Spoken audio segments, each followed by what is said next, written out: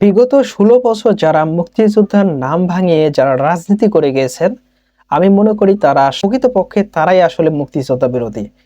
ভুয়া মুক্তিযোদ্ধা যারা রয়েছেন, তারা কিন্তু এই মুহূর্তে রীতিমতো বিপাকের মধ্যে পড়ে গেছেন। মানে দোটানার মধ্যে পড়ে গেছেন। আসলে তারা এই মুহূর্তে কি করবেন, কোথায় যাবেন, কি বলবেন, আ এই ধরনের আসলে তারা কোনো ভাষাই খুঁজে পাচ্ছে না। তো উপদেষ্টা পরিষদ থেকে একটি মন্তব্য সোশ্যাল মিডিয়ায় এই মুহূর্তে বেশ ভাইরাল। যদিও সেই নিউজের সত্যতা কিন্তু আমরা এই মুহূর্তে যাচাই করিনি। তো একটি নিউজকে কেন্দ্র করে এই মুহূর্তে কিন্তু গোটা সোশ্যাল মিডিয়াটাই তোলপাড়।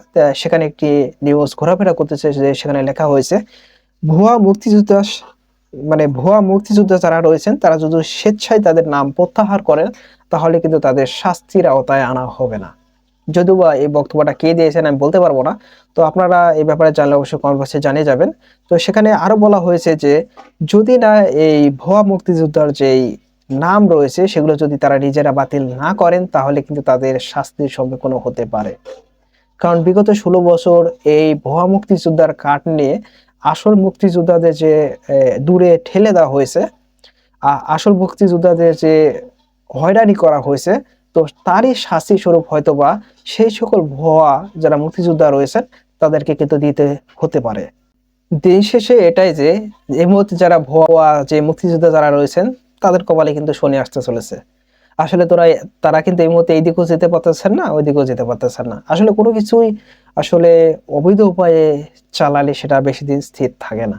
তো এরই একটি উদাহরণ, যারা বিগত ১৬ বছর এই সুযোগ সুবিধা ভোগ করেছেন, হয়তোবা তাদেরকে এই মুহূর্তে কঠিন একটি মূল্য দিতে হতে পারে।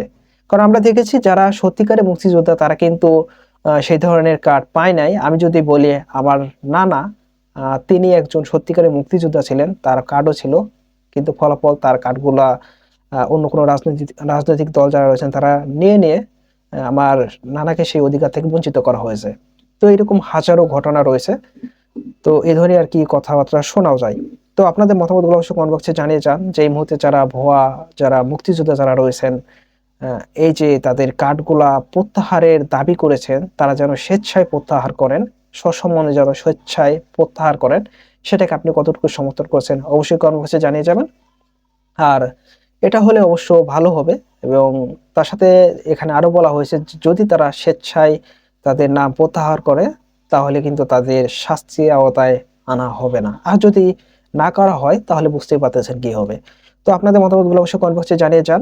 আর যারা এই মুহূর্তে ভুয়ার মুক্তিযোদ্ধা যারা রয়েছেন তারাও সাবধান হয়ে যান। বা আপনারা একটু চিন্তা করেন এখন আপনারা কি করবেন? এই যে বিগত ১৬ বছর যে সাধারণ আ সত্যিকারের মুক্তিযোদ্ধাদের যারা আপনারা বয়কট করে রেখেছেন বা তাদের মুখের খাবারগুলো যে আপনারা কেড়ে নিয়েছেন বা বাংলাদেশের মুক্তিযোদ্ধাদের সাথে আপনারা অন্যায় করেছেন, সেটার জন্য আপনারা এখন কি করবেন সেটা আপনারা একটু চিন্তা করেন। তো আপনাদের মতামতগুলো অবশ্যই কমেন্ট বক্সে জানিয়ে যান। আর অবশ্যই এ ব্যাপারে আরো সোচ্চার হওয়া দরকার এবং বাংলাদেশের উপদেষ্টা পরিষদে যারা রয়েছেন এই ব্যাপারে আরো কঠিন কোনো পদক্ষেপ নেওয়া দরকার। তো ধন্যবাদ সবাইকে। দেখা হচ্ছে পরে কোনো ভিডিওতে। আল্লাহ হাফেজ।